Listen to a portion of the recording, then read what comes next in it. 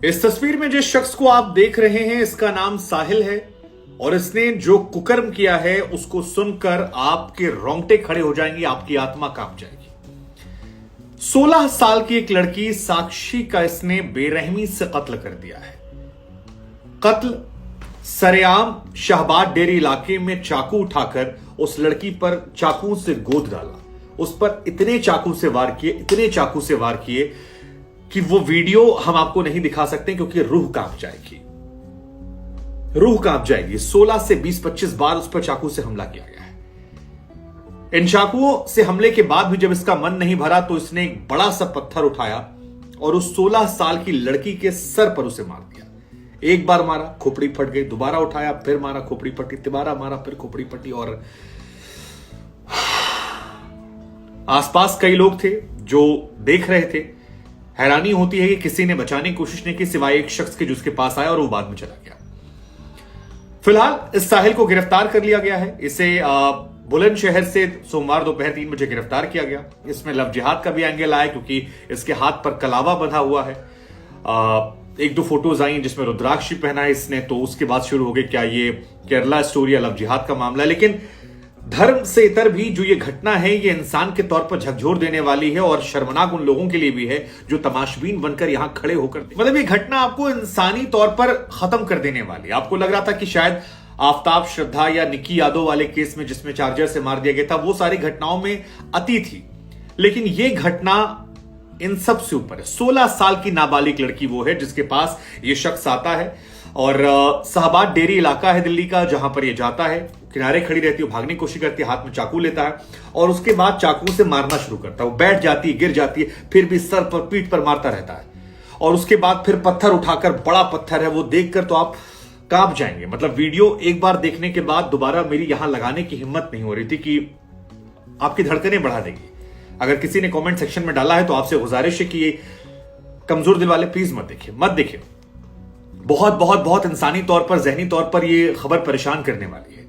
लेकिन उससे ज्यादा जो परेशान करने वाली बात मेरे लिए है वो ये है कि जो लोग अगल बगल से लगातार गुजर रहे थे, अगर उनकी बहन, उनकी बेटी या उनकी पत्नी के साथ ये हो रहा था तो क्या वो ऐसे ही गुजरते?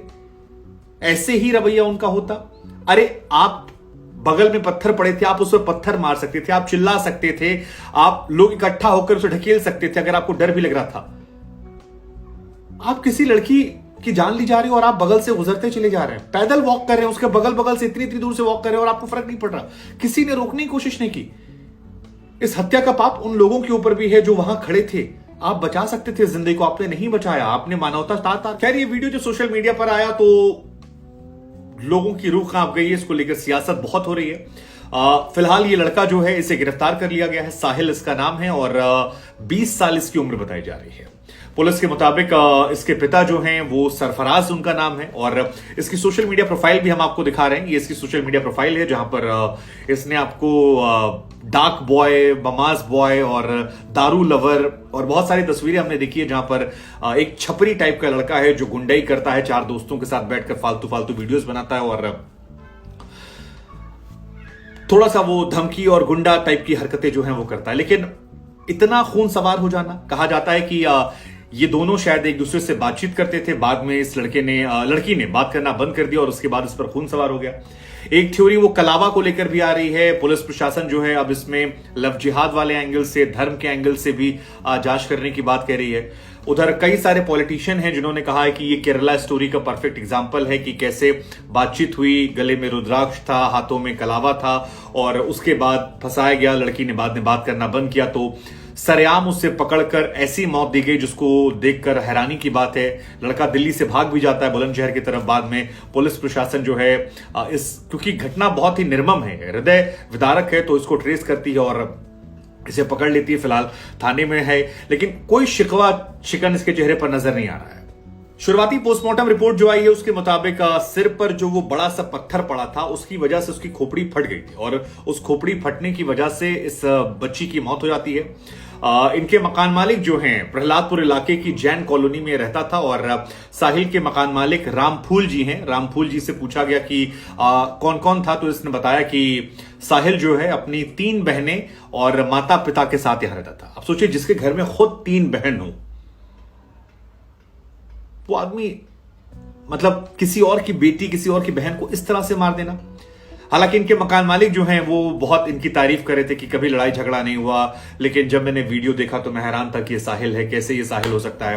हालांकि मकान मालिक क्यों कह रहे हैं पता नहीं, लेकिन अगर इसका सोशल मीडिया पर स्क्रॉल करेंगे तो बंदूक, गोली, दारू, शराब और गन कल्चर को प्रमोट करना, बहुत सारे ऐसे किस्से कहानियां हैं जो देखकर लगता है कि वो जो गली मोहल्ले के छपरी वाले लड़के होते हैं जिन्हें गुंडा बनने का शौक होता है, उस तरह इसकी प्रवृत्ति थी। और बहुत बहुत दुर्भाग्यपूर्ण घटना है। हालांकि ये पूरी घटना जो है पता इसलिए लग गई क्योंकि बगल में सीसीटीवी कैमरा था और उस सीसीटीवी कैमरे में दिखाई पड़ गया कि इस पर 20 बार से ऊपर हमला किया गया, 6 बार सिर पर पत्थर पटका गया। 6 बार वो बड़ा पत्थर है, 1 2 3 4 5 6 और उसकी पूरे सर जो है फट जाती है। मतलब क्या कहा जाए।